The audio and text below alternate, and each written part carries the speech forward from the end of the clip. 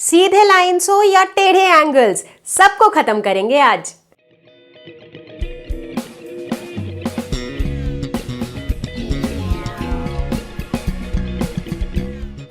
Hello everyone, मुझे उम्मीद है कि आप सभी अच्छे हैं और आज मैं लेकर आई हूं class 9 maths lines and angles का वन शॉट वीडियो। खत्म करेंगे इस पूरे लेसन को सिर्फ एक वीडियो में और इस पूरे वीडियो को देखने के बाद लाइंस एंड एंगल्स के कॉन्सेप्ट्स होंगे क्रिस्टल क्लियर और आप इनके क्वेश्चंस खुद से सॉल्व करोगे। तो मैं हूं Roshni from Learno hub, the free learning platform, जहां पर आप फिजिक्स, केमिस्ट्री, मैथ्स, बायोलॉजी सब कुछ पढ़ सकते हो absolutely for free at learnohub.com। सो तैयार हैं सभी लोग? Let's get started. हम अपने आसपास की बहुत से चीजों में नोटिस करते हैं एंगल्स। एंगल्स कहां पर? दो सरफेसेस के बीच में। जैसे कि जब हम किताब को ओपन करते हैं तो क्या होता है, बहुत ध्यान से देखो, ये वाला जो सरफेस है और ये जो नीचे वाला सरफेस है, इन दोनों के बीच में क्या चेंज हो रहा है? जैसे जैसे मैं इसे खोल रही हूं इसका एंगल चेंज हो रहा है। जैसे जैसे इसे खोल रही हूं एंगल बढ़ रहा है, बढ़ रहा है, बढ़ रहा है, बढ़ रहा है। जैसे जैसे इसे बंद कर रही हूं तो एंगल घट रहा है, घट रहा है, घट रहा है। राइट तो हमने क्या चेंज होते हुए देखा? एंगल। ठीक उसी तरीके से जब कभी हम मोबाइल फोन पर वीडियो देख रहे होते हैं तो अपने कंफर्ट के हिसाब से इसकी ओरिएंटेशन को चेंज कर लेते हैं। कभी इसको बहुत स्लैंट कर देते हैं तो कभी इसको बहुत स्टीप कर लेते हैं। तो जब हम ऐसा कर रहे होते हैं तो क्या चेंज हो रहा होता है? देखो, जैसे जैसे स्लैंट किया क्या चेंज हो रहा है? एंगल। करेक्ट। तो यहां पर भी हमें एंगल चेंज होते हुए दिख रहा होता है। कभी बाइसाइकिल नोटिस किया है? बाइसाइकिल के स्ट्रक्चर को अगर आप देखो तो उनके जो रॉड्स लगे होते हैं उनके बीच में कई सारे क्या दिखते हैं हमें? कई सारे डिफरेंट एंगल्स दिखते हैं हमें। बचपन में कभी ताश के पत्तों से, प्लेइंग कार्ड से इस तरह का टावर बनाया है? आई एम प्रिटी श्योर कभी ना कभी तो बनाया ही होगा। बड़ा मजा आता था, राइट? तो इस तरह का जब हम टावर भी बनाते हैं तो यहाँ पर हमें बहुत खास ध्यान देना होता है। किस पर? एंगल्स पर। अगर इन्हें सही एंगल पर नहीं रखा तो ये घर टूट जाता है। राइट तो यहां पर एंगल का बहुत क्रिटिकल रोल होता है। राइट तो ये तो हम बात कर रहे हैं एक मतलब प्लेइंग कार्ड्स के घर की। तो जब सोच के देखो, जब ये मल्टी स्टोरीड बिल्डिंग्स बनती हैं तो उन्हें कौन डिजाइन करता है? आर्किटेक्ट्स। तो आर्किटेक्ट्स को काफी ज्यादा आइडिया होना चाहिए एंगल्स का। तो कुल मिला के बच्चों बात कुछ यूं है कि एंगल्स और लाइंस ये कुछ ऐसी बेसिक चीजें हैं जिनका हमें भरपूर आइडिया रहना चाहिए। तो इससे पहले कि हम इस लेसन में और आगे बढ़ें, सबसे पहले करेंगे एक quick and fast recap. Exactly तो रिकैप के अंदर हम कुछ छोटे छोटे टर्म्स को दोबारा से याद कर लेंगे जो हमने ऑलरेडी हमारे जूनियर क्लासेस में पढ़ रखी हैं। जैसे कि लाइन। लाइन होता क्या है? Line is basically combination of points. बहुत सारे छोटे छोटे छोटे छोटे छोटे छोटे छोटे छोटे पॉइंट्स से एक लाइन बनता है। ठीक उसी तरह से जैसे छोटे छोटे छोटे छोटे मोती से पिरो के आप क्या बनाते हो? एक लंबी सी चेन बना सकते हो। राइट ठीक उसी तरीके से बहुत छोटे छोटे पॉइंट्स मिल करके एक लाइन बनाते हैं। लाइन कैसा होता है? ये वन डायमेंशनल होता है, मतलब एक ही तरफ जाता है, या तो ऐसे जाए या ऐसे जाए, जैसे भी जाएगा it is like one dimensional straight figure होता है। बिल्कुल स्ट्रेट जाता है वो, मतलब ऐसा ही यूं यूं कर्वी नहीं होता है। तो straight one dimensional combination of points जो दोनों तरफ से एक्सटेंडेबल होता है, मतलब उसका कोई एंड पॉइंट नहीं होता है। जो लाइन होता है वो इधर कितने भी दूर जा सकता है, इधर कितने भी दूर जा सकता है। Right and that's the reason line को हम डिनोट कैसे करते हैं? एक लाइन बनाते हैं और दोनों तरफ लगा देते हैं एरो। एरो का मतलब क्या है? उधर जाओ, राइट की तरफ जाना है तो राइट पे एरो, लेफ्ट की तरफ जाना है लेफ्ट पे एरो। अगर दोनों तरफ एरो है मतलब ये लाइन है, ये दोनों तरफ जा सकता है, इसका कोई एंड पॉइंट नहीं है। तो लाइन जनरली हम डिनोट करते हैं कुछ ऐसे, ए बी और ऊपर लगा दिया एक डंडा और उसके दोनों तरफ एरो। दूसरी चीज है रे। रे क्या होता है? रे एक ऐसी चीज होती है, ये भी कॉम्बिनेशन ऑफ पॉइंट्स होता है, ये भी वन डायमेंशनल होता है, ये भी स्ट्रेट होता है, लेकिन इसका फर्क ये होता है कि इसका सिर्फ एक एंड पॉइंट होता है। मतलब एक तरफ से तो ये फिक्स्ड होता है, इधर ये आगे ना बढ़ सकता है, लेकिन दूसरी तरफ इसके एरो होता है, दूसरी तरफ ये कोई एंड पॉइंट नहीं है तो ये जा सकता है। तो रे को हम कैसे डिनोट करते हैं? ए बी के ऊपर हम बना देते हैं एक इस तरह का एरो जिसमें एक ही तरफ एरो वाला सिंबल होता है। मतलब एरो से ना आपको याद आएगा, इनफैक्ट रे से आपको याद आएगा जैसे रामायण महाभारत के वो युद्ध वाले सीन नहीं होते थे जिसमें वो बाण छोड़ते थे लोग एक दूसरे पे, तो वो जो बाण होता था वो भी कैसा होता था, रे के जैसा होता था, जो एक ही डायरेक्शन में जाता था, राइट। सो दैट्स रे। अब तीसरा हम डिस्कस करेंगे लाइन सेगमेंट, जिसके नाम से ही पता चलता है कि ये लाइन का एक सेगमेंट है, मतलब ये जो लंबी सी लाइन है इसका एक छोटा सा टुकड़ा, एक छोटा सा पोर्शन जिसके दोनों एंड पॉइंट्स फिक्स्ड हैं, ठीक है, तो उसे हम कहते हैं लाइन सेगमेंट। लाइन सेगमेंट को कैसे डिनोट करते हैं, ए बी के ऊपर हम सिर्फ एक डंडा बना देते हैं, एरो किसी तरफ भी नहीं होता, ठीक है। बट इन जनरल आप देखोगे कि जैसे जैसे हम आगे पढ़ाई करते जाएंगे, लाइन, रे और लाइन सेगमेंट को हम हमेशा इन एरोज वगैरह के साथ डिनोट ही नहीं करते हैं। लाइन को भी ए बी लिखते हैं, लाइन सेगमेंट को भी ए बी लिखते हैं, बट भले ही वहां पे हम मेंशन जरूर कर देते हैं कि line segment A B, right, या फिर रे एल या कुछ भी इस तरीके से हम लिख के बता देते हैं, ठीक है। तो चलो ये तो हो गया। अब बात करेंगे हम दो और पुराने कॉन्सेप्ट की जो आपने पहले पढ़ रखी है। उसका पहला है कोलिनियर और non collinear points. Collinear points क्या होता है, कोलिनियर, लीनियर वर्ड कहाँ से आया है, लाइन से। कोलिनियर पॉइंट्स ऐसे पॉइंट्स होते हैं जो एक स्ट्रेट लाइन में लाई करते हैं, ठीक है। अब मान लो एक पॉइंट यहां पर है, दूसरा पॉइंट यहां पर है, तीसरा पॉइंट यहां पर है, तो मतलब इन तीनों पॉइंट को अगर जोड़ दो तो हमें एक लाइन मिलेगा, तो ये कोलिनियर है, बिल्कुल है। लेकिन मान लो एक पॉइंट यहां पर है, दूसरा पॉइंट यहां पर है और तीसरा पॉइंट यहां पर कहीं है, तो क्या ये तीन पॉइंट्स कोलिनियर होंगे, नहीं होंगे, क्योंकि इन तीनों को ज्वाइन करोगे तो एक स्ट्रेट लाइन नहीं मिलेगा। अब बात करेंगे हम एंगल्स की। एंगल्स पिक्चर में कब आते हैं, जब दो रेज एक पर्टिकुलर पॉइंट से ओरिजिनेट हो। मान लो ये एक रे है, ये दूसरा रे है, जब ये दोनों रेज एक कॉमन पॉइंट से शुरुआत हो, एक कॉमन पॉइंट से स्टार्ट हो, तो यहां पर बनता है क्या, यहां पर बनता है एंगल, ठीक है। तो एंगल के टर्म्स में ये जो कॉमन पॉइंट होता है जहां पर ये दोनों रेज मीट कर रही होती हैं, इसे हम कहते हैं वर्टेक्स, और ये जो रेज हैं, ये जो एक एक इंडिविजुअल रेज हैं, इन्हें हम कहते हैं आर्म। मतलब हर एंगल के आर्म्स होते हैं दो और एक होता है वर्टेक्स। तो बच्चों एंगल के मेजरमेंट के बेसिस पर ना हम एंगल के अलग अलग नाम रख देते हैं, ताकि एंगल को हम कैटेगराइज कर देंगे तो आसानी रहेगी, ठीक है। तो उसी बेसिस पर हम यहाँ पर बात करेंगे कुछ टाइप्स ऑफ एंगल्स के। अगर किसी एंगल का जो मेजरमेंट है, जो वैल्यू है, वो 0 और 90 डिग्री के बीच में है, तो उसे हम कहते हैं एक्यूट एंगल। देखो जैसे ये वाला एंगल है, ये एंगल 0 और 90 के बीच में है, लेट्स से ये 30 डिग्री है, तो ये एक एक्यूट एंगल है।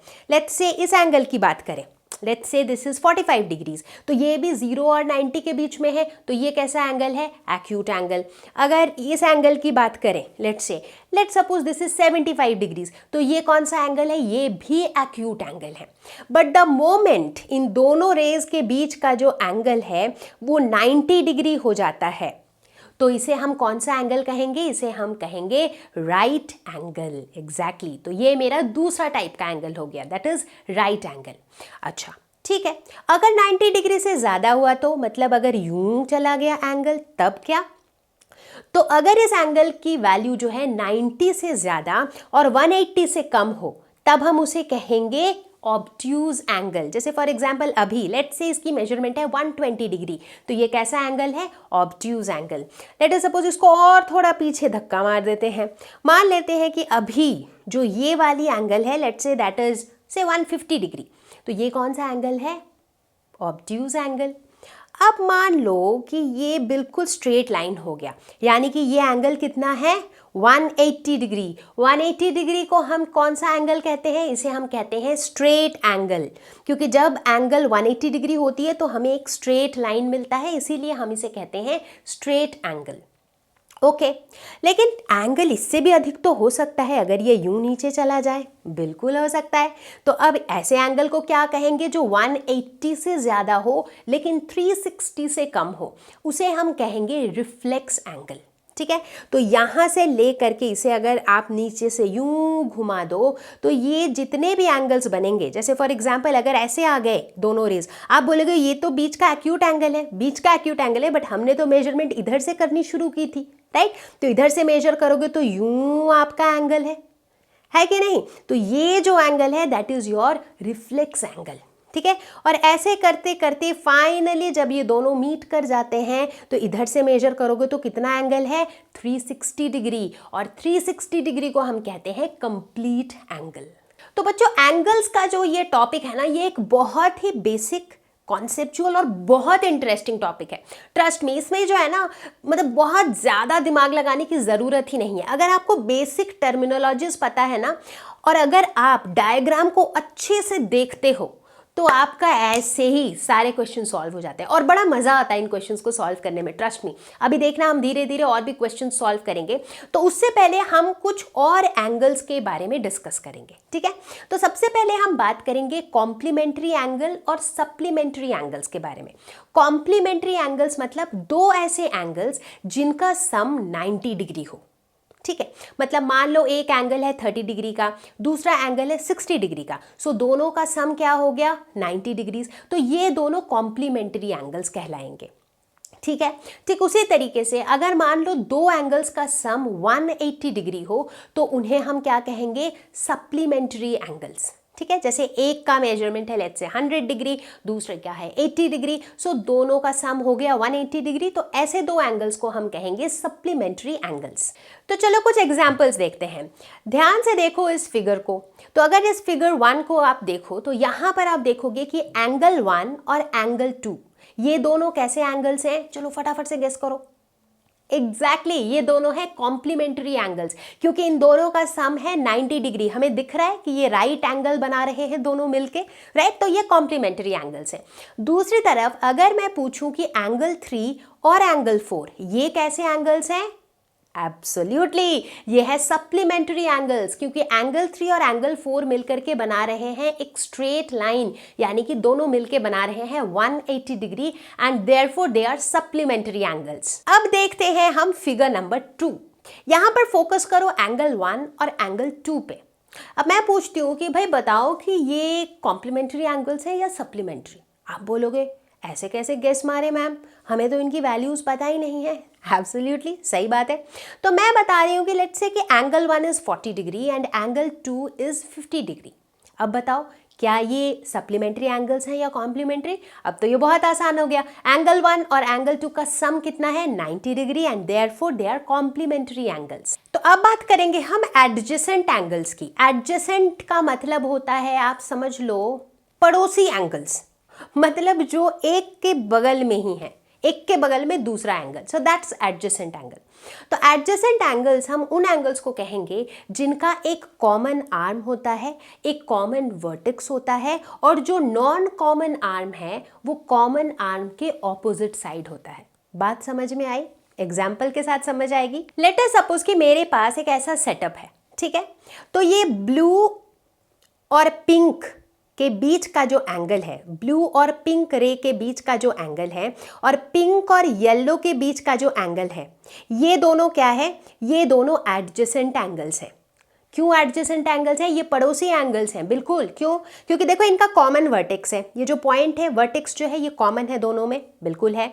इनका एक कॉमन आर्म है, ये पिंक वाला जो आर्म है ये दोनों के लिए कॉमन है, बिल्कुल है। और तीसरा कंडीशन था कि इनका जो नॉन कॉमन आर्म है, नॉन कॉमन आर्म्स कौन से हैं? येलो और ब्लू।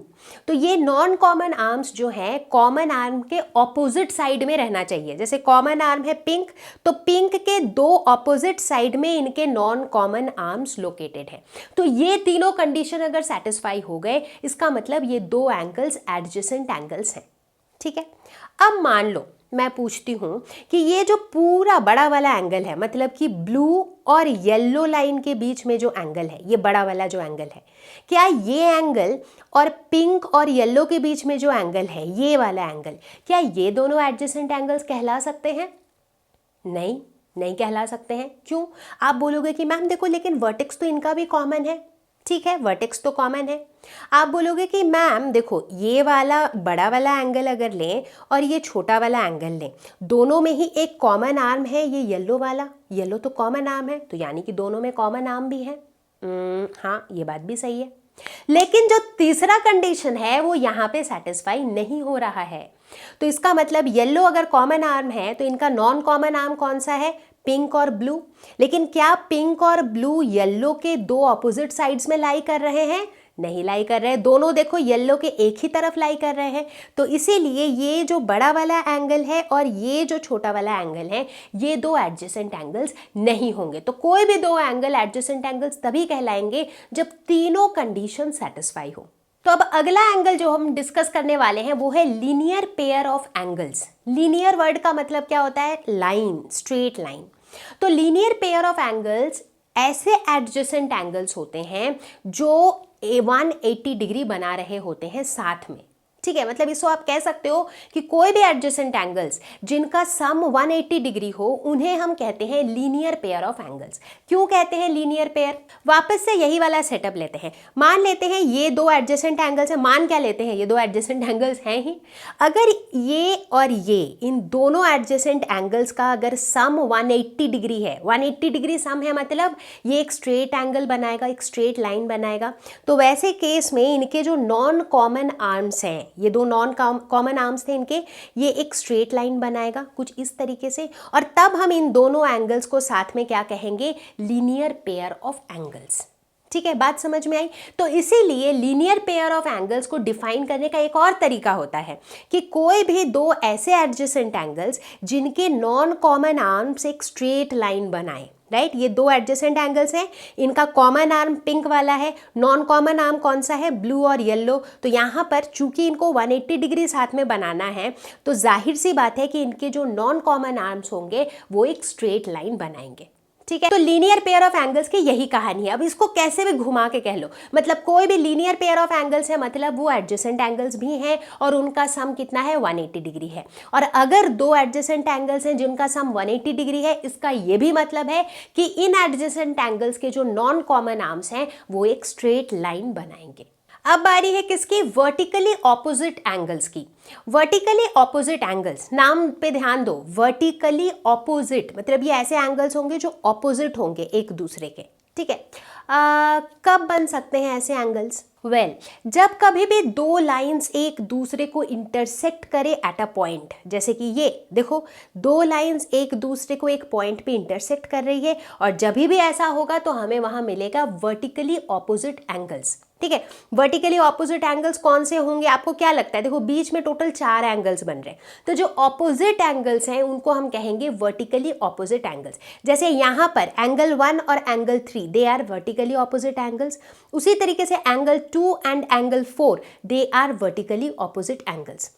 वर्टिकली ऑपोजिट एंगल्स के बारे में एक और खास बात है कि जब कभी भी इस तरीके से दो लाइन एक पॉइंट पर इंटरसेक्ट करती है तो वर्टिकली ऑपोजिट एंगल्स की वैल्यूज सेम होती हैं। यानी कि अगर एंगल 1 30 डिग्री है तो एंगल 3 भी 30 डिग्री होगा। देखो, क्योंकि बहुत जाहिर सी बात है, राइट? देखो जैसे जैसे ये ओरिएंटेशन चेंज कर दूंगी इन एंगल्स की वैल्यू चेंज होगी, पर जैसे जैसे एंगल 1 चेंज हो रहा है एंगल 3 भी चेंज हो रहा है, जैसे जैसे एंगल 2 चेंज हो रहा है एंगल 4 भी चेंज हो रहा है। राइट, तो यानी कि vertically opposite angles are equal, that is angle 1 is equal to angle 3 and angle 2 is equal to angle 4।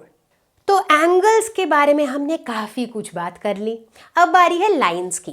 तो चलो डिस्कस करते हैं कि इंटरसेक्टिंग लाइंस और नॉन इंटरसेक्टिंग लाइंस क्या होते हैं। इंटरसेक्ट करना मतलब कट करना, एक दूसरे को क्रॉस करना। तो जब कभी भी दो लाइंस एक दूसरे को कट करे, क्रॉस करे या मीट करे एक पॉइंट पर, तो उन्हें हम कहते हैं इंटरसेक्टिंग लाइंस। दूसरी तरफ जब वो ऐसा ना करे, जब उन्हें मतलब दोनों ही लाइंस को एक दूसरे से बहुत नफरत है, वो एक दूसरे से कभी मिलना नहीं चाहते हैं, तो वैसे लाइंस क्या होते हैं? नॉन इंटरसेक्टिंग लाइंस, या फिर उन्हें हम पैरेलल लाइंस भी कहते हैं। जैसे मान लो कि ये दो लाइंस हैं, ये एक दूसरे को काफ़ी पसंद करते हैं, तो ये एक दूसरे के पास आ जाते हैं, एक दूसरे को इंटरसेक्ट करते हैं, तो ये इंटरसेक्टिंग लाइंस है। लेकिन अगर इनकी बिल्कुल नहीं बनती हैं तो ये बिल्कुल ऐसे चलते हैं, ऐसे यूं, ना तो अभी इंटरसेक्ट कर रहे हैं और ना ही आगे जाके मिलने की कोई संभावना है। So these are parallel lines. ठीक है, तो पैरेलल लाइंस के बीच का जो डिस्टेंस है वो हमेशा कांस्टेंट रहता है। देखो इधर वाली साइड पे भी जितना डिस्टेंस है, इधर वाली साइड पे भी उतना ही डिस्टेंस है, तो इनके बीच का डिस्टेंस हमेशा सेम रहता है और इसे हम कहते हैं distance between the parallel lines. तो बच्चों एक छोटा सा सवाल, मान लो इस तरीके से लाइन बना हुआ है, ठीक है, तो बताओ क्या ये इंटरसेक्टिंग लाइंस है या फिर ये पैरेलल लाइंस है? अब कुछ बच्चे कहेंगे कि मैम ये दोनों इंटरसेक्ट कर तो नहीं रहे हैं, बट इन दोनों के बीच का डिस्टेंस थ्रू आउट सेम तो नहीं है, तो इसीलिए ये पैरेलल लाइंस तो डेफिनेटली नहीं है। लेकिन क्या ये इंटरसेक्टिंग लाइंस हैं? बिल्कुल है, क्योंकि देखो ये धीरे धीरे इनके बीच का डिस्टेंस कम हो रहा है, तो काफ़ी संभावना है कि आगे जाके ये मीट कर जाएंगे। करेक्ट? तो ये जो लाइंस हैं, these lines are not parallel lines. तो बच्चों तैयार है हम लोग सभी क्वेश्चन सॉल्व करने के लिए? तो ये रहा हमारा प्रॉब्लम नंबर 1। ठीक है, तो अब इस तरह के क्वेश्चन में ना हमें डायग्राम को बहुत ही ध्यान से देखना है और समझना है कि निकालना क्या है और कैसे। ठीक है, शुरू करते हैं इस क्वेश्चन के साथ। रे OS stands on a line POQ। POQ ये हमें दिख रहा है, ये रहा हमारा POQ, और इसके ऊपर ये OS खड़ा है। ठीक है, रे OR एंड रे OT R angle bisectors of angle POS and angle SOQ respectively. ठीक है, देखो POS इसका एंगल बाइसेक्टर है OR। एंगल बाइसेक्टर मतलब ये वाला एंगल और ये वाला एंगल बराबर है, मतलब एंगल को बाइसेक्ट कर रहा है। ठीक है, तो इसीलिए देखो ये वाला जो सिंबल है ना, दोनों में हमने ये डबल वाले लगा दिए लाइन, मतलब ये दो एंगल बराबर है। उसी तरीके से इस तरफ OT जो है ये इस एंगल का बाइसेक्टर है, इसीलिए ये वाला एंगल और ये वाला एंगल, ये छोटा एंगल और ये छोटा एंगल, ये दोनों भी बराबर है। ये सारी बातें मुझे क्वेश्चन में दी हुई है। क्वेश्चन कह रहा है कि if angle POS is equal to X, अगर एंगल POS मतलब ये जो पूरा एंगल है, अगर ये पूरा एंगल X है, तो तुम मुझे बताओ कि एंगल ROT की वैल्यू क्या होगी। इस तरह के क्वेश्चन सॉल्व करने में ना बड़ा मजा आएगा। ठीक है, एक बार अप्रोच समझ में आ जाएगा ना तो बहुत मजा आता है। ठीक है, ROT मुझे निकालना है। ठीक, तो पहले तो ढूंढ लो कि भाई ROT है कहाँ, ROT, तो यानी कि मुझे ये वाला एंगल निकालना है। ठीक, सो एंगल ROT मेरा टारगेट है। अब देखते हैं कि दिया हुआ क्या है। क्या दिया हुआ था? POS की वैल्यू X दी हुई थी। ठीक है, तो अगर ये पूरा POS X है, अभी अभी हमने क्या देखा कि ये POR और ROS बराबर है, तो यानी कि ये हो जाएगा x/2 और ये भी हो जाएगा x/2। इतना तो हम कह ही सकते हैं बेस्ड ऑन जो भी चीजें गिवन है। तो हमने क्या बोला कि एंगल POR और एंगल ROS ये दोनों बराबर हो जाएंगे और इनकी वैल्यू कितनी होगी, x/2। ठीक है, अब देखो, सोचो कैसे सोचना है। ये देखो, ROT मुझे निकालना है और ROT जो एंगल है ये दो एंगल से बना हुआ है, ROS SOT। तो अगर ROS और SOT ये दो निकाल लिए तो दोनों को जोड़ के हम निकाल लेंगे ROT, सिंपल है ना। और इसमें से ROS तो एक तरह से निकाल ही लिया, ROS तो x/2 निकाल ही लिया, तो अब क्या बचा हमारा, बचा SOT, ये निकालना है। ROS मेरा निकल चुका है, SOT बचा है। SOT कैसे निकालेंगे? SOT के लिए मुझे इधर वाले इस एंगल पे फोकस करना पड़ेगा। करेक्ट, तो सबसे पहले देखो एंगल SOQ, इसको हम क्या लिख सकते हैं, ये जो पूरा SOQ जो एंगल है, ये पूरा एंगल, इसको हम क्या लिख सकते हैं? देखो ये पूरा एक स्ट्रेट लाइन है। POQ क्या है? एक स्ट्रेट लाइन है। स्ट्रेट लाइन बोले तो 180 डिग्री, बिल्कुल, बहुत बढ़िया। तो हम कह सकते हैं कि SOQ मेरा क्या हो जाएगा, 180 degree minus angle POS, right? क्योंकि देखो ना इधर से ये जो POS है और ये जो SOQ है, ये दोनों मिला के 180 डिग्री बना रहा है, एक स्ट्रेट लाइन बना रहा है। तो मैं SOQ को क्या लिख सकती हूँ, 180 डिग्री माइनस एंगल POS। ठीक है, क्वेश्चन में दिया हुआ था कि POS की वैल्यू कितनी है, X है, तो यानी कि SOQ को मैं 180 डिग्री माइनस X लिख सकती हूँ, बिल्कुल लिख सकती हूँ।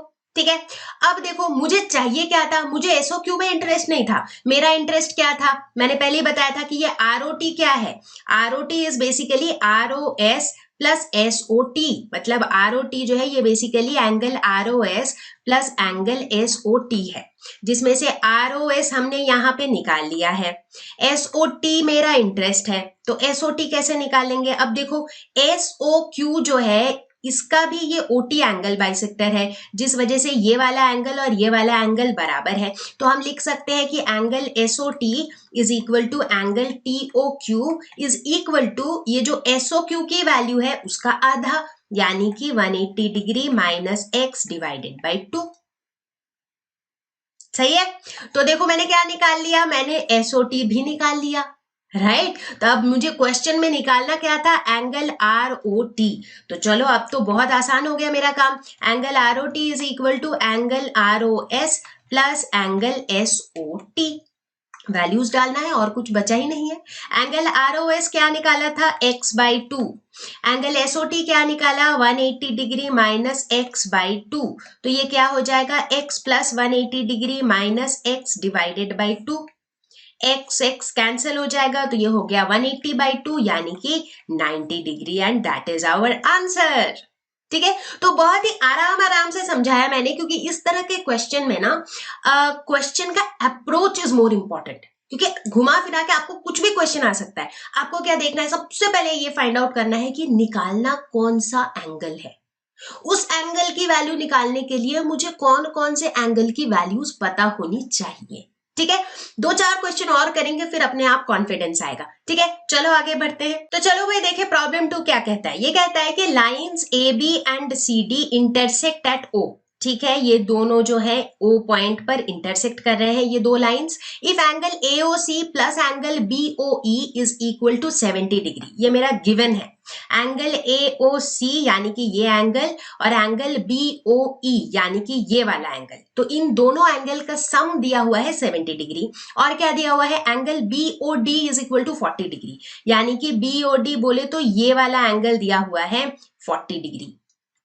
ठीक है, find angle BOE and reflex angle COE. BOE बोले तो बीओई बोले तो ये वाला एंगल मुझे निकालना है, ये मुझे फाइंड आउट करना है। और क्या निकालना है, सीओई। अब देखो सीओई में बहुत ध्यान देना कि यहाँ पे आपको निकालना है reflex angle COE. Reflex angle क्या होता है, सोचो सोचो सोचो, जो एंगल की वैल्यू 180 से ज्यादा लेकिन 360 डिग्री से कम होती है, राइट। तो अब सीओई जो है ना, सीओई का एक एंगल तो ये वाला हो सकता था, बट ये मेरा रिफ्लेक्स एंगल नहीं है। तो रिफ्लेक्स एंगल कौन सा वाला है, ये वाला। तो ये जो बड़ा सा एंगल है ना, जो कि हमें साफ साफ दिख रहा है कि 180 डिग्री से ज्यादा है लेकिन 360 डिग्री से कम है, तो इस वाले एंगल की भी मुझे निकालनी है क्या, वैल्यू। ठीक है, तो ये दो चीजें मुझे निकालनी है। ठीक, चलो शुरू करते हैं। अब देखो यहां पर सबसे पहले ना यही हम ढूंढते हैं कि सवाल में दिया हुआ क्या है। पहला ही लाइन जो है ये कह रहा है कि lines A B and C D intersect at ओ।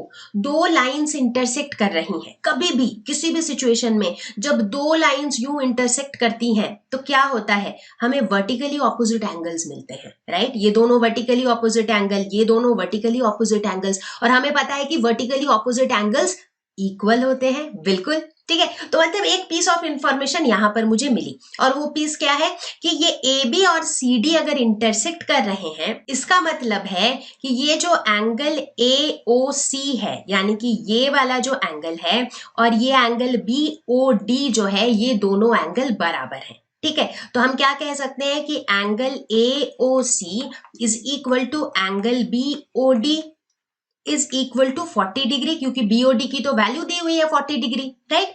क्यों है ये बराबर, क्योंकि they are vertically opposite angles. यहां तक बात क्लियर है, ओके। अब देखो कैसे स्टेप बाय स्टेप हम चीजें निकाल लेंगे। तो इसका मतलब मुझे एंगल एओसी की वैल्यू भी मिल गई, और ये वैल्यू कितनी है, 40 डिग्री। ठीक है, अब देखो इंटरेस्टिंगली क्वेश्चन में दिया हुआ है कि angle AOC plus angle BOE की जो वैल्यू है दैट इज 70 डिग्री। अरे यार एओसी तो मैंने निकाल ही लिया है, तो बीओई निकालना इज सुपर इजी, है कि नहीं। तो एंगल बीओई क्या हो जाएगा, 70 degree minus angle AOC that is 40 degree. तो इसकी वैल्यू कितनी आ गई, 30 डिग्री। तो एक पार्ट तो सॉल्व हो गया क्वेश्चन का। ठीक है, अब देखो यह मैंने सोचा कैसे। ये हमेशा सोच आपको दिमाग में आएगी जब आप डायग्राम पे फोकस करोगे। इसीलिए देखो मैं ना डिफरेंट कलर से आपको एंगल्स दिखा रही हूँ कि किस एंगल की हम बात कर रहे हैं, किस एंगल की हम वैल्यू निकाल रहे हैं। And in fact I would suggest जब आप भी इन क्वेश्चंस को सॉल्व करो, आप हमेशा फोकस डायग्राम पे करो। ठीक है, ओके। चलो फर्स्ट पार्ट हो गया, अब बारी सेकेंड पार्ट की है। मुझे रिफ्लेक्स एंगल सीओई निकालना है। ठीक है, अब देखो, ये जो बड़ा सा एंगल है इसको निकालने के कई तरीके हो सकते हैं। एक तरीका उसमें से ये हो सकता है कि भाई ये जो छोटे छोटे एंगल्स से ये बना हुआ है उन सबको जोड़ देते हैं, राइट। अभी अभी देखो, ये 40 डिग्री है हमें पता है, ये वाला 40 डिग्री है हमें पता है, ये BOE भी अभी अभी हमने निकाला 30 डिग्री, दैट मीन्स ये वाला जो एंगल है दैट इज 30 डिग्री, ये भी हमें पता है।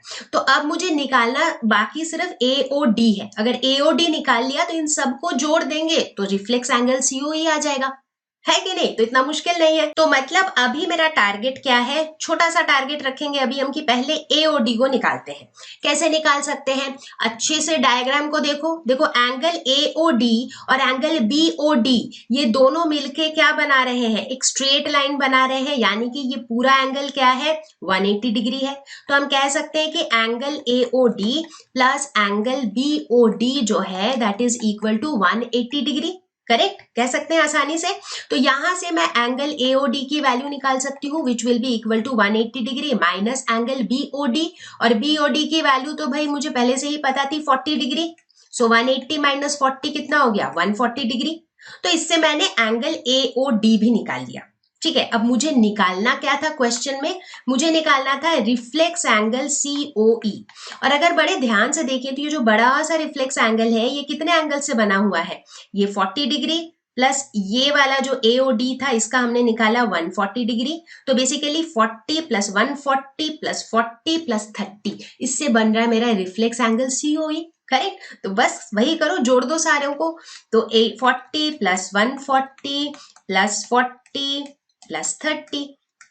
अब मैंने ना सारे COA AOD करके लिखा नहीं, क्योंकि वो लिखने से और ज्यादा कंफ्यूजन होती है। इससे अच्छा आपको साफ साफ डायग्राम में दिख रहा है कि भाई ये सारे एंगल्स को मिला देंगे तो मुझे रिफ्लेक्स एंगल COE मिल जाएगा। तो जोड़ देते हैं सबको, 140 प्लस 40 हो जाएगा हमारा 180 प्लस 40 हो जाएगा 220 प्लस 30 हो जाएगा 250। तो ये हो गया हमारा दूसरे पार्ट का आंसर। अब आप पहुंचे हैं हम प्रॉब्लम नंबर 3 पे। ये कहता है कि lines XY and MN intersect at point O। ठीक है, यहाँ पर इस पॉइंट O पे MN और XY ये दोनों इंटरसेक्ट कर रहे हैं। If angle POY is equal to 90 degree, यानी कि ये जो है ये हमारा 90 डिग्री है, ठीक है।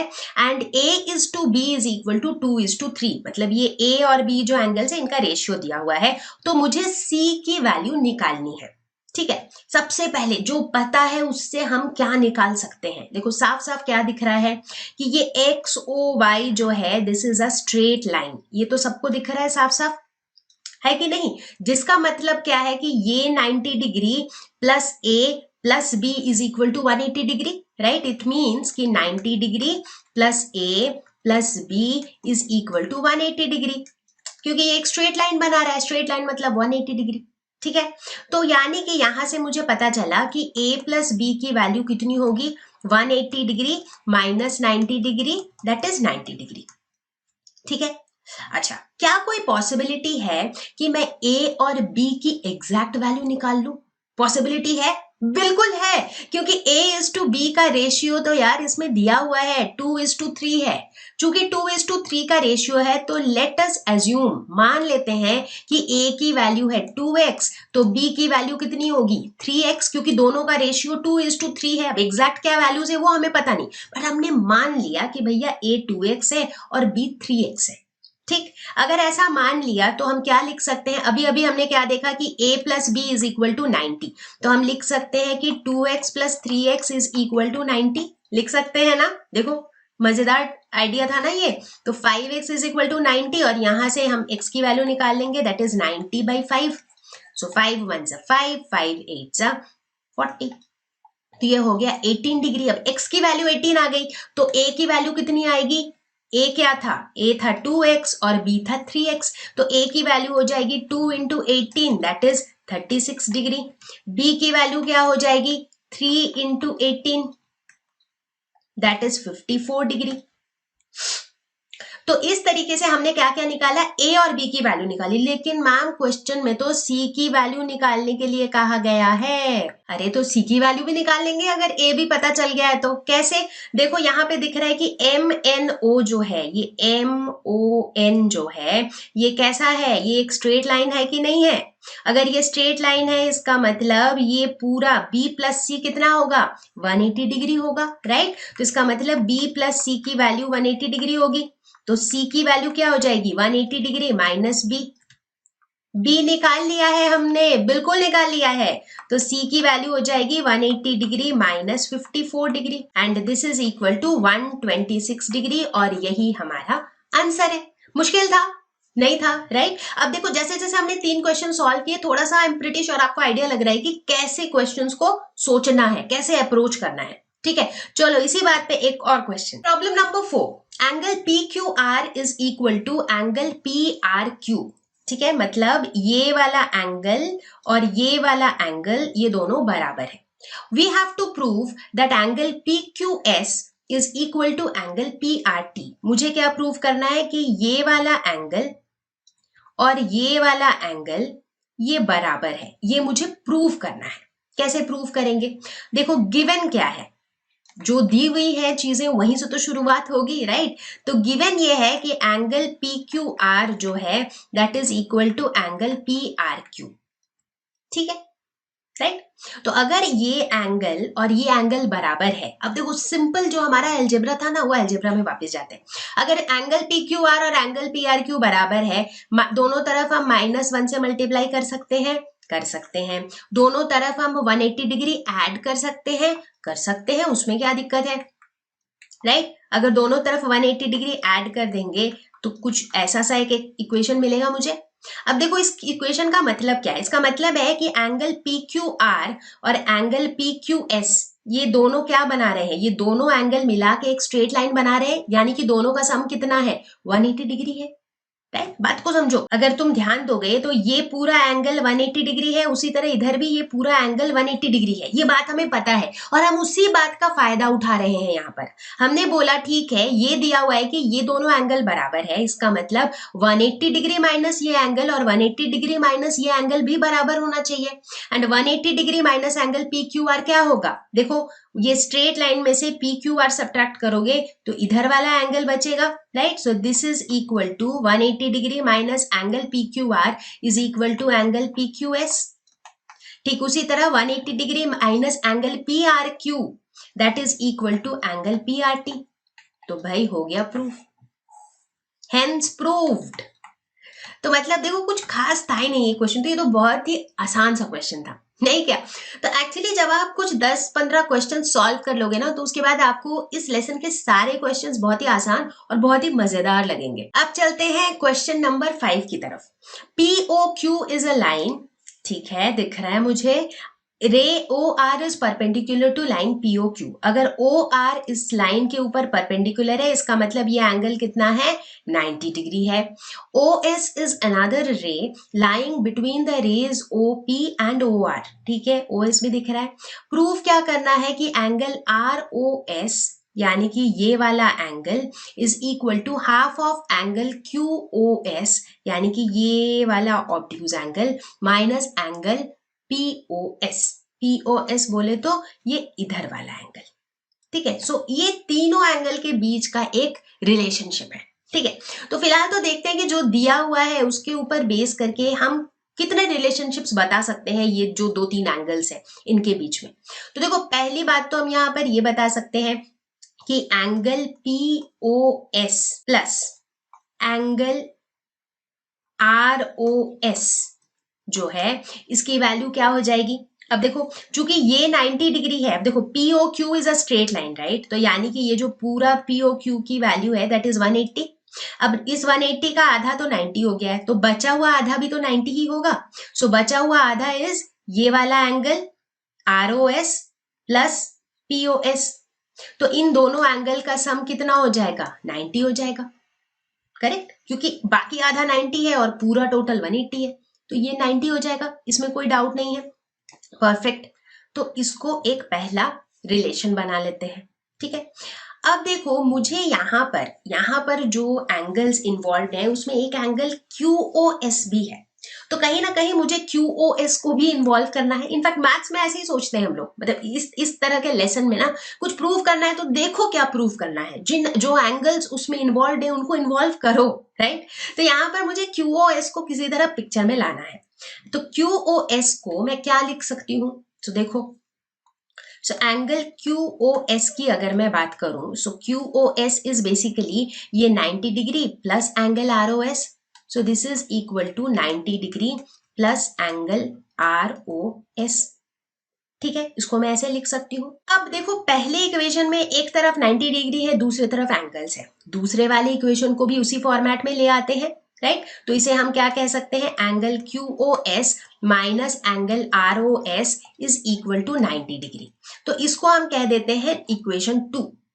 ठीक है, तो अब देखो मेरे पास दो इक्वेशन है 1 और 2, और इन दो इक्वेशंस में देखो एंगल POS, एंगल ROS और एंगल QOS, वही तीन एंगल्स इन्वॉल्व है जिनके बीच में मुझे रिलेशनशिप निकालना है, यानी कि हाफ जॉब इज डन। जो भी मेरे पिक्चर के जो भी स्टारकास्ट थे उन सबको मैंने इन्वॉल्व कर दिया है। ठीक है, अब मैं क्या करूंगी, अब देखो इन दोनों को मैं क्या कर सकती हूँ, इन दोनों के साथ इन दोनों को ऐड कर सकती हूँ, दोनों को सब्ट्रैक्ट कर सकती हूँ। अब आप खुद सोचो लॉजिकली कि अगर दोनों को ऐड कर दोगे तो भाई ये एंगल ROS जो है ये क्या होगा, ये बचेगा, ये नहीं बचेगा, राइट, क्योंकि ROS और ROS कैंसिल आउट हो जाएगा। तो इसीलिए हम क्या करेंगे, हम बोलेंगे ठीक है काम करते हैं 1 - 2 कर देते हैं, उसमें ना मेरे तीनों एंगल्स बचे रहेंगे, राइट। सो 1 - 2 अगर हम करते हैं तो मुझे क्या मिलेगा, देखो angle POS plus angle ROS is equal to 90 degree, ये पहला इक्वेशन था। दूसरा है angle QOS minus angle ROS is equal to 90 degree. चूंकि सब्ट्रैक्ट कर रहे हैं तो इनके जो सिंबल्स हैं, जो साइंस हैं वो चेंज हो जाएंगे, तो +90 - 90 कैंसिल हो जाएगा। इधर क्या बचेगा, इधर बचेगा angle POS minus angle QOS plus 2 angle ROS is equal to 0, ये मिलेगा मुझे। अब देखो क्या प्रूव करना है, मुझे प्रूव करना है angle ROS is equal to क्या, राइट। तो मतलब ROS को लेफ्ट हैंड साइड में रहने देते हैं, so 2 angle ROS will be equal to angle QOS minus angle POS। So angle ROS will be equal to 1/2 angle QOS minus angle POS, and यही मुझे प्रूव करना था, so hence proved, प्रूव कर दिया हमने, राइट। तो इसका मतलब यहाँ पर क्या फोकस रहा हमारा, जब भी प्रूफ वाले क्वेश्चंस रहते हैं ना कि इसको प्रूव करो, इसको वेरीफाई करो, तो उस प्रूफ में जो जो चीजें इन्वॉल्व है उनको आप भी अपने रिलेशंस में इन्वॉल्व करने की कोशिश करो। ठीक है, I think this is clear. चलो आगे बढ़। तो बच्चों अब हम इंट्रोड्यूस करने वाले हैं एक और नया टर्म जिसे हम कहते हैं ट्रांसवर्सल। ट्रांसवर्सल क्या होता है, ट्रांसवर्सल एक ऐसा लाइन होता है जो दो लाइन को इंटरसेक्ट करता है एट 2 डिस्टिंक्ट पॉइंट्स। बोलने का मतलब है कि मान लो ये दो लाइन्स है, ठीक है, अगर इन दो लाइंस को एक तीसरा लाइन इस तरीके से इंटरसेक्ट करता है एट 2 डिफरेंट पॉइंट्स, देखो ऊपर की लाइन को एक पॉइंट पे इंटरसेक्ट किया, नीचे की लाइन को एक और पॉइंट पे इंटरसेक्ट किया, तो इस लाइन को हम क्या कहेंगे, ट्रांसवर्सल। अब नोटिस करोगे कि जैसे ही ट्रांसवर्सल पिक्चर में आ जाता है वैसे ही ढेर सारे एंगल्स भी पिक्चर में आ जाते हैं, राइट। ऊपर वाले पॉइंट ऑफ इंटरसेक्शन पे 4 एंगल्स आ गए पिक्चर में, नीचे वाले पॉइंट ऑफ इंटरसेक्शन में भी 4 एंगल्स आ गए पिक्चर में, और ये जो 8 एंगल्स आ गए टोटल, इनके बीच में काफ़ी सारे रिलेशंस हैं, और यहाँ पर हम आपके सामने इंट्रोड्यूस करेंगे 4 तरह के एंगल्स। ठीक है, तो सबसे पहला एंगल है कॉरेस्पॉन्डिंग एंगल्स, किसे कहते हैं हम। अब ऊपर वाले पॉइंट के जो हर एक एंगल है उसका कॉरेस्पॉन्डिंग जो नीचे वाले पॉइंट पर एंगल है उन्हें हम कहते हैं कॉरेस्पॉन्डिंग एंगल। जैसे कि एंगल 1 और एंगल 5 ये कॉरेस्पॉन्डिंग एंगल है। क्यों? क्योंकि देखो ऊपर वाले पॉइंट ऑफ इंटरसेक्शन पे एंगल 1 की जो पोजीशन है बिल्कुल वही कॉरेस्पॉन्डिंग पोजीशन एंगल 5 की है नीचे वाले पॉइंट ऑफ इंटरसेक्शन पे, इसीलिए इन्हें हम कहते हैं कॉरेस्पॉन्डिंग एंगल्स। ठीक उसी तरह एंगल 2 और एंगल 6 ये क्या है, कॉरेस्पॉन्डिंग एंगल्स। उसी तरह से एंगल 3 और एंगल 7 क्या है, कॉरेस्पॉन्डिंग एंगल्स, और ठीक उसी तरीके से एंगल 4 और एंगल 8 भी हैं कॉरेस्पॉन्डिंग एंगल्स। ठीक, जो दूसरा एंगल हम बताएंगे वो है ऑल्टरनेट इंटीरियर एंगल्स। नाम पे ध्यान दो, ऑल्टरनेट। ऑल्टरनेट क्यों? क्योंकि ये ट्रांसवर्सल के ऑल्टरनेट साइड्स पे रहते हैं। अगर एक एंगल ट्रांसवर्सल के इधर रहेगा तो दूसरा एंगल ट्रांसवर्सल के इधर रहेगा, तो ये ऑल्टरनेट। इंटीरियर क्यों? क्योंकि ये जो लाइंस हैं, जिन लाइंस को ट्रांसवर्सल कट कर रहा है, इन लाइंस के इंटीरियर वाले साइड में रहेगा, दोनों लाइंस के अंदर वाले साइड पे रहेगा, इसीलिए ये ऑल्टरनेट इंटीरियर एंगल्स। एग्जैक्टली। तो चलो चलो खुद से बताओ कि यहां पर ऑल्टरनेट इंटीरियर एंगल्स कौन कौन से हैं। तो एंगल 4 और एंगल 6 ये क्या है, ऑल्टरनेट इंटीरियर एंगल्स। ऑल्टरनेट क्योंकि ये ट्रांसवर्सल के ऑपोजिट साइड्स में है, बिल्कुल। इंटीरियर क्योंकि ये दोनों लाइंस के अंदर वाले साइड पे है। ठीक उसी तरह एंगल 3 और एंगल 5 ये क्या है, ये भी ऑल्टरनेट इंटीरियर एंगल्स हैं। अब बात करेंगे तीसरे टाइप के एंगल की, जो कि है ऑल्टरनेट एक्सटीरियर एंगल। अब तो सबको समझ में आ गया होगा कि ये क्या है। ऑल्टरनेट मतलब ये ट्रांसवर्सल के ऑल्टरनेट साइड पे है, एक्सटीरियर मतलब ये दोनों लाइंस के बाहर वाले साइड में है। जैसे कि एंगल 1 और एंगल 7, देखो ये ट्रांसवर्सल के दो ऑपोजिट साइड्स में है और ये दोनों लाइंस के बाहर वाले साइड में है। करेक्ट, बिल्कुल करेक्ट। उसी तरह से एंगल 2 और एंगल 8 ये भी कौन से वाले एंगल्स हैं, ऑल्टरनेट एक्सटीरियर एंगल्स। अब चौथे वाले टाइप के एंगल्स होते हैं interior angles on the same side of the transversal. ठीक है, मतलब ये इंटीरियर है, यानी कि दोनों लाइंस के इंटीरियर वाले साइड में लाई करेंगे, लेकिन इनकी खास बात यह है कि ये ट्रांसवर्सल के सेम साइड पर लाई करेंगे। एब्सोल्युटली। तो एग्जांपल्स खुद से बताओ कौन से एंगल्स की हम बात कर रहे हैं। जैसे कि एंगल 3 और एंगल 6 ये दोनों इंटीरियर एंगल्स हैं क्योंकि अंदर वाली साइड में है, लेकिन ट्रांसवर्सल के सेम साइड पे है ना।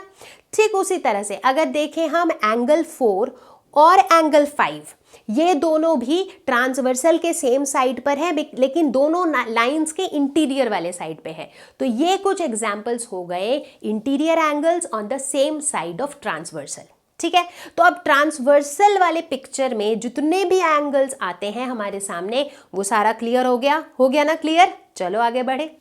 तो बच्चों यहां पर हम डिस्कस करेंगे एक बहुत इंपॉर्टेंट कॉन्सेप्ट कि अगर कोई ट्रांसवर्सल दो ऐसे लाइंस को कट कर रहा हो जो कि पैरेलल हैं, यानी कि जो ट्रांसवर्सल है वो दो पैरेलल लाइंस को, दो या दो से अधिक पैरेलल लाइंस को अगर कट करता है, तो हम देखते हैं कि उनके जो बीच के ये सारे एंगल्स थे ना, उनके बीच में बड़े अच्छे अच्छे रिलेशनशिप्स निकल के आते हैं। कैसे रिलेशनशिप? देखो लॉजिकली सोचो, अगर दोनों लाइन पैरेलल है, ठीक है, और इन दोनों को ट्रांसवर्सल ने कट किया तो क्या होगा। मतलब मेरा पिक्चर कुछ यूं है कि ये दो लाइन पैरेलल है और इनको एक ट्रांसवर्सल ने कट किया। चूंकि दोनों लाइंस पैरेलल है तो होता कुछ यूं है कि ऊपर वाले पॉइंट पर, ऊपर वाले पॉइंट ऑफ इंटरसेक्शन के जो एंगल्स होते हैं और नीचे वाले पॉइंट ऑफ इंटरसेक्शन के जो एंगल्स होते हैं उनके बीच में कुछ रिलेशनशिप्स आ जाते हैं। पहला, जैसे कि each pair of corresponding angles are equal. वो बहुत ऑब्वियस सी बात है क्योंकि देखो ऊपर वाले पॉइंट ऑफ इंटरसेक्शन पे ये ट्रांसवर्सल जो एंगल बनाएगा ऊपर वाले लाइन के साथ, नीचे वाले लाइन के साथ भी वही एंगल बनाएगा। क्यों? क्योंकि दोनों लाइन पैरेलल है। अगर ऊपर 30 डिग्री बनाएगा तो नीचे भी 30 डिग्री बनाएगा, ऊपर 70 डिग्री बनाएगा तो नीचे भी 70 डिग्री बनाएगा, राइट। तो कॉरेस्पॉन्डिंग एंगल्स का हर एक pair of corresponding angle will be equal. दूसरी कौन सी चीज इक्वल होगी?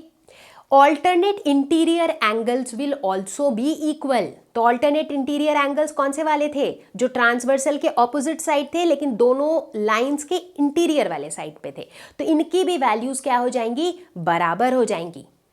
तीसरी इंपॉर्टेंट बात, ऐसे सिचुएशन में जो इंटीरियर एंगल्स ट्रांसवर्सल के सेम साइड पर है उनका सम हो जाएगा 180 डिग्रीज। Absolutely right. तो यहां पर देखो जो इंटीरियर एंगल्स हैं जो ट्रांसवर्सल के सेम साइड पर है, जो हाईलाइट होता हुआ दिख रहा है आपको इस पिक्चर में, इन दोनों का सम क्या हो जाएगा? ये हो जाएगा 180 डिग्रीज। यानी कि इस पिक्चर में angle 2 plus angle 3 will be equal to 180 degrees. And बच्चों बहुत ज़्यादा ध्यान देना, चाहो तो नोट डाउन कर लो, ये जो रूल्स हैं they are very very important, क्योंकि इन्हीं रूल्स के ऊपर बेस करके ना आप मतलब हज़ारों क्वेश्चन सॉल्व कर सकते हो। And let me tell you, these are your basics. अगर यहीं पे ही आपके कॉन्सेप्ट हिलने लगे ना, तो आगे जब आप ज्योमेट्री पढ़ोगे और डिटेल में, तो बहुत बुरा हाल होने वाला होगा, ठीक है। तो इसीलिए keep your concepts crystal clear, और ढेर सारे क्वेश्चंस एनीवेज हम सॉल्व करने वाले हैं। अब बच्चों, पैरेलल लाइंस के बारे में जब इतनी बातें कर रहे हैं, तो एक छोटी सी बात जो कि बहुत लॉजिकल सी बात है बट स्टिल बता देती हूँ। मान लो हमारे पास एक गिवन लाइन है और एक दूसरा लाइन है, ये येलो लाइन जो है इस गिवन लाइन के पैरेलल है, ठीक है। पिक्चर में आ जाता है एक और ब्लू लाइन जो भी इस गिवन लाइन से पैरेलल है। इसका ये मतलब हुआ इनडायरेक्टली कि जो ब्लू लाइन है वो येलो लाइन के पैरेलल है।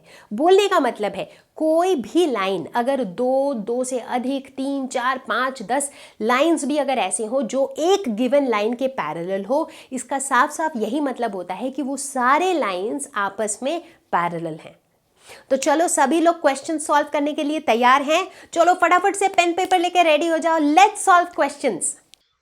तो बच्चों, यहां पर हम डिस्कस करने वाले हैं एंगल की एक और बहुत important property with regards to triangle. जहां हम एंगल की बात करने लगते हैं वहां पर पिक्चर में कहीं ना कहीं ट्रायंगल भी आ जाता है। इनफैक्ट ये जो दो प्रॉपर्टीज हैं ट्रायंगल में specially, they are like super duper important और एकदम बेसिक प्रॉपर्टीज हैं। तो पहला प्रॉपर्टी कहता है कि आप कोई भी ट्रायंगल ले लो, मान लो कि ये एक ट्रायंगल है, ठीक है। तो इस ट्रायंगल के अंदर हमें दिख रहा है, देखो 1, 2, 3, अंदर inside of the triangle 3 angles बनते हैं। तो ये पहला प्रॉपर्टी कहता है कि the sum of these 3 angles is always equal to 180 degree. चाहे आपका ट्रायंगल कैसा भी हो, चाहे ट्रायंगल ऐसा हो, चाहे ट्रायंगल ऐसा हो, चाहे ट्रायंगल ऐसा हो, किसी भी तरह का ट्रायंगल हो, बट अंदर के जो ये 3 एंगल्स हैं इनका सम हमेशा क्या होगा, 180 डिग्रीज। तो इसे हम कहते हैं angle sum property of triangle, ठीक है। जो दूसरी इंपॉर्टेंट प्रॉपर्टी की बात हम यहाँ पर कर रहे थे वो है with regards to exterior angle of a triangle. जैसे मान लो मेरे पास ये ट्रायंगल है, जैसे ये देखो 1, 2, 3 वर्टेक्स हैं, 3 साइड्स हैं। तो ये मेरा एक ट्रायंगल है, इसके अंदर के जो तीनों एंगल्स हैं 1, 2, 3, इन तीनों का सम क्या होगा, 180 डिग्री, जो हमारा पहला प्रॉपर्टी था। अब मान लो तीनों में से किसी एक साइड को मैंने ऐसे एक्सटेंड कर दिया, देखो ये थोड़ा सा बाहर की तरफ एक्सटेंड कर दिया, तो ये जो बाहर की साइड एंगल बनेगा उसे हम क्या कहते हैं, उसे हम कहते हैं एक्सटीरियर एंगल, ठीक है। तो ये दूसरी प्रॉपर्टी कहती है कि किसी भी ट्रायंगल में जो ये एक्सटीरियर एंगल होता है ये हमेशा बराबर होता है ऑपोजिट इंटीरियर एंगल्स के सम का। मतलब ये exterior angle will be equal to sum of this angle plus this angle, क्योंकि अगर ये मेरा एक्सटीरियर एंगल है तो ऑपोजिट इंटीरियर एंगल्स कौन से होंगे, अब ये वाला तो इसका ऑपोजिट इंटीरियर एंगल होगा नहीं, क्योंकि ये तो भैया पड़ोसी एंगल है, राइट। ऑपोजिट मतलब पड़ोसी वाला नहीं, पड़ोसी के अलावा जो बाकी 2 एंगल्स हैं वो दोनों इंटीरियर एंगल्स का sum will be equal to this exterior angle, ठीक है। अब चाहे एक्सटीरियर एंगल कहीं भी लाई करे, for example let us suppose कि मेरा पिक्चर कुछ ऐसे है, तो इस केस में क्या होगा, एक्सटीरियर एंगल किधर है, ये एक्सटीरियर एंगल है, राइट, क्योंकि देखो ट्रायंगल की इस वाले साइड को एक्सटेंड कर दिया है। तो this exterior angle will be equal to sum of the opposite interior angles. बात समझ आई? तो अगर समझ आ गई है तो इसको एकदम दिमाग में नोट डाउन कर लो, सिर्फ कॉपी में नोट डाउन करने से काम नहीं चलेगा, ठीक है।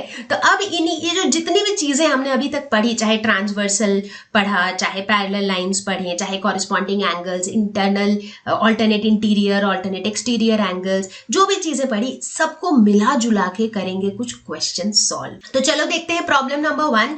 If A B parallel C D and C D parallel E F, also E A is perpendicular to A B, ठीक है। मतलब ये जो 3 लाइन्स हैं ए बी, सी डी और ई एफ, ये सारे क्या है, ये सारे एक दूसरे के पैरेलल है, ठीक है। और दिया हुआ क्या है कि ई ए जो है that is perpendicular on A B, ठीक है। If angle B E F is equal to 55 degree, ये वाला एंगल दिया हुआ है 55 degree. Find the values of x, y and z. मुझे तो बहुत पसंद है इस टाइप के क्वेश्चंस, देखो कितने आसान भी होते हैं, ठीक है। सबसे पहले देखो, जो भी ऐसा नहीं कि पहले एक्स ही निकालना है फिर वाई निकालना है, जो निकाल सकते हो पहले उसको निकाल लो, जो सबसे आसानी से निकल जाए, ठीक है। यहाँ सबसे आसानी से कौन निकल जाएगा, जेड। क्यों? क्योंकि देखो ये ई ए जो है ये ए बी के ऊपर परपेंडिकुलर है, बट मुझे पता है कि ए बी और ई एफ तो आपस में पैरेलल है। तो पिक्चर कुछ यूं है कि ये मान लो ए बी है, ए बी के ऊपर ये जो ई ए है ये परपेंडिकुलर है, ठीक है, ये इस तरीके से परपेंडिकुलर है। दूसरी तरफ मैंने क्या बोल दिया कि ये ए बी और ये ई एफ जो है ये पैरेलल है। इसका तो यही मतलब हुआ ना कि ये जो ब्लू वाली लाइन है ये पिंक वाले लाइन के ऊपर भी परपेंडिकुलर होगी, राइट? क्योंकि ब्लू और पिंक क्या है, ये दोनों आपस में पैरेलल है। तो वही वाली कहानी यहां पर भी है। तो इसका मतलब कि ये वाला जो एंगल होगा, पूरा पूरा angle, that is angle A E F जो होगा, ये भी कितना होगा, ये भी 90 डिग्री ही तो होगा।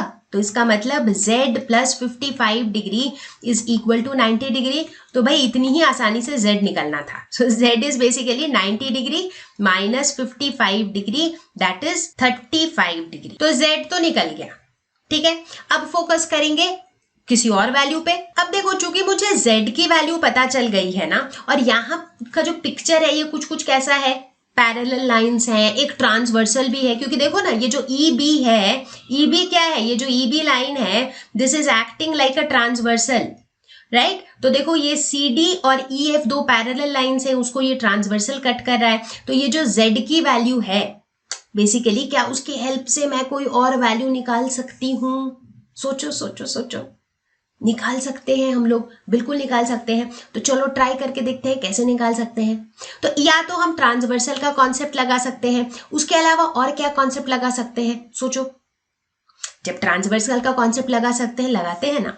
अभी देखो, चूंकि ये मेरा ट्रांसवर्सल है, इसका मतलब है कि this angle and this angle, ये दोनों क्या हो जाएंगे, ऑल्टरनेट एंगल्स, राइट? दोनों अल्टरनेट इंटीरियर एंगल्स हैं। तो अगर हम देखें ये वाला एंगल और ये वाला एंगल, ये मेरे ट्रांसवर्सल के ऑपोजिट साइड्स पे है, लेकिन जो दो पैरेलल लाइंस हैं उनके अंदर के साइड में है, राइट? तो ये दोनों बराबर है।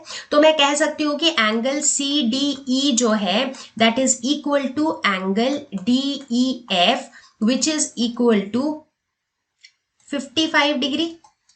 ये दोनों एंगल बराबर क्यों है? Because they are alternate interior angles, ठीक है, ओके। अब देखो मजेदार बात कि ये वाला जो पूरा लाइन है, this is a straight line, right? Which means कि angle C D E plus Y is equal to 180 degree. Straight line अगर बना रहा है कोई दो एंगल मिलके, इसका मतलब उन दोनों का सम 180 होगा। तो बस यहां से हम y निकाल लेंगे विच will B 180 degree minus angle CDE, और CDE की वैल्यू हमने निकाली थी 55 डिग्री। सो y की वैल्यू निकल के आ गई 125 डिग्री, ठीक है। अब बारी है x की। अब फिर से ध्यान से देखते हैं, x और y के बीच में एक बहुत ही डायरेक्ट रिलेशनशिप है। क्या बता सकते हो आप? खुद से गेस करो। देखो ये ए बी और सी डी दोनों पैरेलल है, और ये जो बी डी है that is acting like a transversal, ठीक है। और देखो ये एक्स और वाई जो है ये दोनों ही ट्रांसवर्सल के सेम साइड पे है और बिल्कुल कॉरेस्पॉन्डिंग एंगल्स हैं, एग्जैक्टली। तो एक्स और वाई की वैल्यू बराबर हो जाएगी which is equal to 125 degree. क्यों? क्योंकि ये है कॉरेस्पॉन्डिंग एंगल्स। तो यानी कि x is 125 degree, y is 125 degree and z is 35 degree. तो इस तरीके से हमने तीनों एंगल्स के वैल्यूज निकाल लिए। अब देखते हैं problem number 2। Find the values of x and y and then show that AB is parallel to CD। पहले तो मुझे x y की वैल्यू निकालनी है, फिर प्रूव भी करना है कि AB और CD पैरेलल है, ठीक है। चलो शुरू करते हैं। तो देखो सबसे पहले तो क्या दिया हुआ है, सबसे पहले हम क्या देख रहे हैं कि ये जो 50 डिग्री है और ये जो x है, ये दोनों मिला के क्या बना रहे हैं, एक स्ट्रेट लाइन। मतलब ये जो स्ट्रेट लाइन का एंगल है, तो यानी कि ये दोनों लीनियर पेयर ऑफ एंगल्स हैं। तो हम कह सकते हैं कि x plus 50 degree will be equal to 180 degree because they are forming a linear pair. तो x तो भाई इतनी आसानी से निकल गया which is 180 degree minus 50 degree that is equal to 130 degree, ठीक है। तो x का तो काम खत्म हो गया, ठीक है। अब y की वैल्यू निकालते हैं। कैसे निकाल सकते हैं? देखो y वाले साइड पे फोकस करो। देखो CD जो है और ये वाली जो लाइन है, ये दोनों इस पॉइंट पे इंटरसेक्ट कर रही है, पार हो रही है। जब भी दो लाइंस यूं पार होती हैं तो वहां पर क्या बनते हैं, वर्टिकली ऑपोजिट एंगल्स। साफ साफ दिख रहा है कि y जो है इज इक्वल टू 130 डिग्री, क्योंकि ये दोनों क्या है, they are vertically opposite angles, ठीक है। तो इसका मतलब y is also equal to 130 degree, ठीक है। अब फिर से डायग्राम पे फोकस करो। तो अगर डायग्राम पे हम ध्यान दें तो हम क्या देख रहे हैं कि ये मेरा x है और ये मेरा y है, और इन दोनों की वैल्यू कितनी निकल के आई है, 130 डिग्री। मतलब दोनों की वैल्यू बराबर है। तो x is equal to y, और x और y देखो कैसा है, जो ट्रांसवर्सल है इसके ऑल्टरनेट साइड्स पे है, इसके ऑपोजिट साइड्स पे है, और जो दो लाइंस है इनके अंदर के साइड में है, मतलब they are like alternate interior angles, and चूंकि alternate interior angles are equal that means These two lines are parallel। मतलब हमने देखा है ना कि ट्रांसवर्सल तो नॉन पैरेलल लाइंस को भी कट कर सकता है, लेकिन जब ट्रांसवर्सल पैरेलल लाइंस को कट करता है तभी ऑल्टरनेट एंगल्स बराबर होते हैं, कॉरस्पॉन्डिंग एंगल्स बराबर होते हैं, राइट। तो चूंकि यहाँ पर ऑल्टरनेट एंगल्स बराबर हैं, therefore we can say that AB is parallel to CD। तो भैया ये भी प्रूफ हो गया। आसान था, बहुत आसान था। चलो आगे बढ़ते हैं, देखते हैं क्वेश्चन नंबर 3। तो क्वेश्चन नंबर 3 कह रहा है कि if AB is parallel to CD and CD is parallel to EF, मतलब ये लाइंस पैरेलल है, ये क्वेश्चन ने में दिया हुआ है, गिवन है ये, and Y is to Z is equal to 3:7, Y और Z का रेशियो दिया हुआ है। मुझे क्या निकालना है, मुझे X की वैल्यू निकालनी है, ठीक है। कैसे निकालेंगे, देखो बहुत आसान है, बहुत आसान है। पैरेलल लाइंस और ट्रांसवर्सल के रूल्स बस याद रहने चाहिए। देखो ध्यान से देखो, x और y किस तरह के एंगल्स हैं, दोनों ट्रांसवर्सल के सेम साइड पर है और पैरेलल लाइंस के अंदर वाली साइड पे है, ठीक है। तो हमने एक प्रॉपर्टी पढ़ी थी कि sum of the angles on same side of transversal क्या होता है, 180 डिग्री। तो इस रूल के हिसाब से हम कह सकते हैं कि x plus y will be equal to 180 degree. कह सकते हैं हम, बिल्कुल कह सकते हैं, इसमें कोई दिक्कत नहीं है, ठीक है।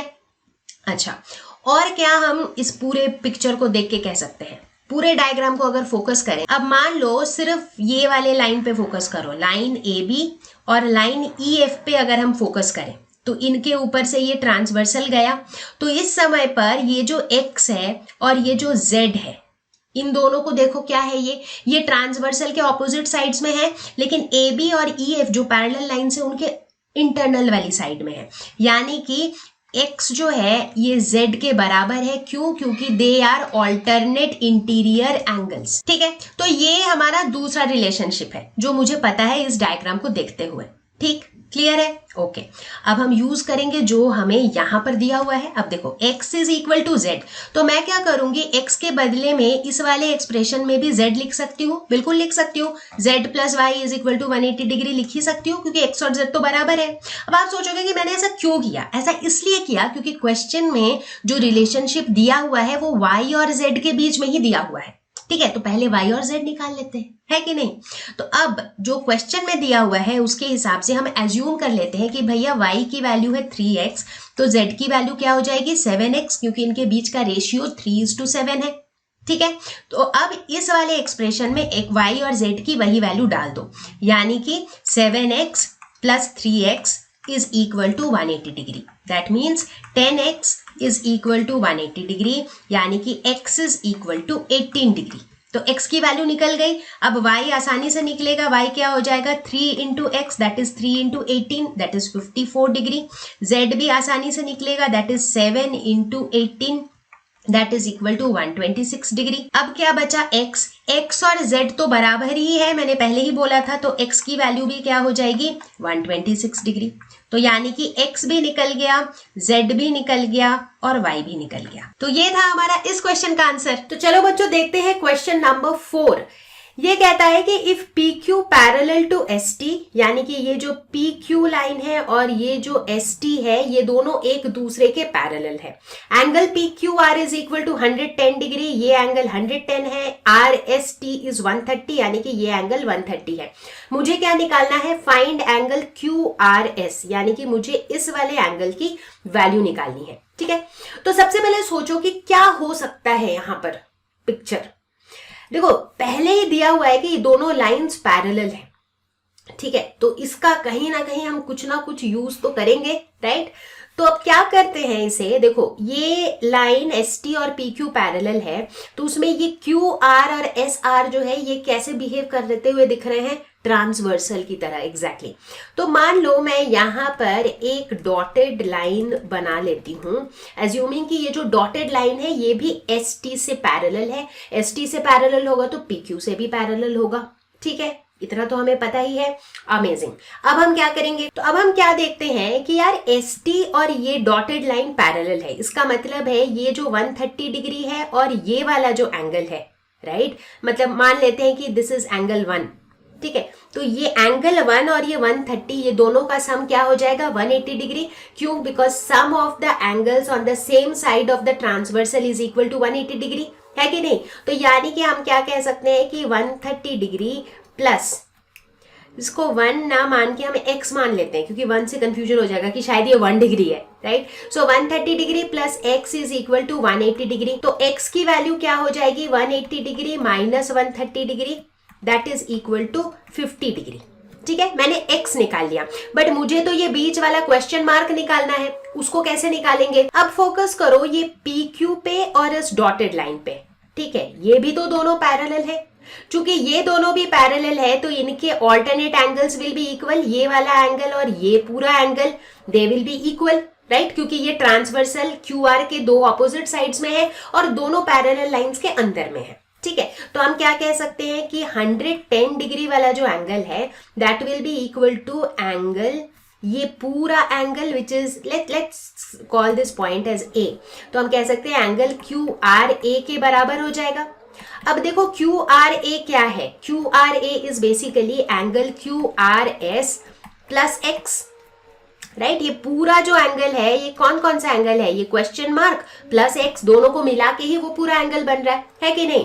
तो यहां पर देखो अब मेरा निकल आया आंसर साफ साफ, angle QRS will be equal to 110 degree minus x, और x की वैल्यू हमने 50 निकाली थी, तो इस सवाल का सही आंसर हो जाएगा 60 डिग्री। देखते हैं problem number 5। Sides QP and RQ of triangle PQR are produced to points S and T respectively। देखो ये एक ट्रायंगल है जिसमें हमने इधर से भी एक एक्सटेंड कर दिया है साइड को और इधर Q से भी हमने एक्सटेंड कर दिया है। तो ये जो 110 डिग्री और 135 डिग्री की जो वैल्यूज है they are exterior angles for this triangle. ठीक है, मुझे इसमें निकालना क्या है, एंगल PRQ, मतलब मुझे इस वाले एंगल की वैल्यू निकालनी है। ठीक है, सोच के देखो ये कैसे निकल सकता है। हमने एक्सटीरियर एंगल के बारे में एक प्रॉपर्टी पढ़ी थी थोड़ी देर पहले कि कोई भी एक्सटीरियर एंगल की वैल्यू क्या होती है, sum of opposite interior angles, right. मतलब अगर मैं इस 135 की बात करूंगी so this will be equal to ये वाला एंगल प्लस ये क्वेश्चन मार्क वाला एंगल, है कि नहीं। तो देखो बड़ी आसानी से निकल जाएगा इस प्रॉपर्टी के हेल्प से। ठीक है, तो इसका मतलब मुझे ये क्वेश्चन मार्क वाला एंगल यानी कि एंगल PRQ को निकालने के लिए मुझे इस वाले एंगल की वैल्यू की जरूरत है। ठीक है, और ये वाला एंगल मुझे कौन दे सकता है, 110 डिग्री दे सकता है, बिल्कुल। क्यों? क्योंकि देखो 110 डिग्री प्लस लेट अस से कि ये वाली वैल्यू है x, तो 110 degree plus x is equal to 180 degree. क्यों? क्योंकि ये तो लीनियर पेयर बना रहे हैं, राइट। तो यहां से मैंने x की वैल्यू निकाल लेनी है, that is 180 degree minus 110 degree which is 70 degree. तो मैंने ये x निकाल लिया 70 डिग्री। ठीक है, अब फोकस करो ट्रायंगल PQR में। तो अगर इस PQR को देखोगे और अगर तुम इस वाले एक्सटीरियर एंगल को देखो, so this exterior angle will be equal to sum of opposite interior angles. तो ऑपोजिट इंटीरियर एंगल्स ये दोनों है इसके लिए, है कि नहीं। तो बस वही लिख दो, इस ट्रायंगल के अंदर हम क्या कह सकते हैं कि जो 135 डिग्री है that is equal to x plus angle PRQ। अब x की वैल्यू तो भाई हमने निकाल ही ली है तो आसानी से PRQ निकल जाएगा, है कि नहीं। सो PRQ क्या हो जाएगा 135 degree minus x that is 70 degree. तो ये आ गया हमारा आंसर। ठीक है, तो देखो ये जो छोटी छोटी प्रॉपर्टीज है ना, ये प्रॉपर्टीज कितने जगह काम आ जाती हैं, बट यहाँ पर आप नोटिस कर रहे हो सबसे इंपॉर्टेंट चीज क्या है, डायग्राम को बहुत ही ध्यान से देखना और ये समझने की कोशिश करना कि जो मुझे निकालना है उसको मैं किसके साथ लिंक कर सकती हूँ, right. So that's the most important part. चलो आगे बढ़ें, देखते हैं क्वेश्चन नंबर 6। क्वेश्चन नंबर 6 कहता है कि angle x is equal to 62 degree, angle XYZ is equal to 54 degree if YO and ZO are bisectors of angle XYZ and angle XZY। मतलब ये जो OY जो लाइन है, ये जो OY लाइन दिख रही है, ये इस पूरे एंगल Y को दो इक्वल भाग में डिवाइड कर रहा है। ठीक है, तो मतलब अगर ये पूरा एंगल 54 डिग्री है तो उसका मतलब है ये 27 डिग्री है और ये 27 डिग्री है। ठीक है, ठीक उसी तरीके से ये जो OZ है ये भी इस पूरे एंगल को दो इक्वल पार्ट में डिवाइड कर रहा है।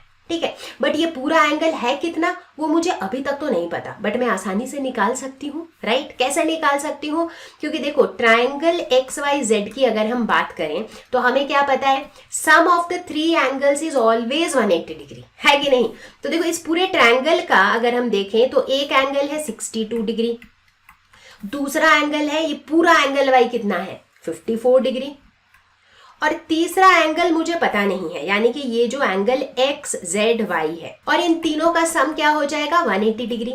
तो मैं आसानी से एंगल XZY निकाल सकती हूँ, which will B 180 degree minus 62 degree plus 54 degree. So 180 degree minus 116 degree, तो वैल्यू निकल कर आ जाएगी 64 डिग्री। ठीक है, तो ये 64 डिग्री जो है ये पूरे Z की वैल्यू है। अब Z के बीच में से OZ इसको दो इक्वल हिस्सों में डिवाइड कर रहा है, यानी कि ये जो छोटे छोटे एक एक एंगल्स हैं ये हो जाएंगे 32 डिग्रीज ईच।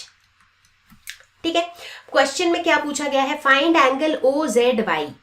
OZY तो साफ साफ OZY तो मैंने ऑलरेडी निकाल दिया कि angle OZY is equal to 32 degree. दूसरा मुझे क्या निकालना है, एंगल YOZ। सो YOZ हो जाएगा ये वाला एंगल। तो अब इस वाले एंगल को निकालने के लिए हम इस छोटे वाले ट्रायंगल पे फोकस करेंगे, ट्रायंगल OYZ। ठीक है, तो अगर हम ट्रायंगल OYZ पे फोकस करें तो यहां पर भी तीनों एंगल्स का सम क्या होगा 180 डिग्री ही होगा।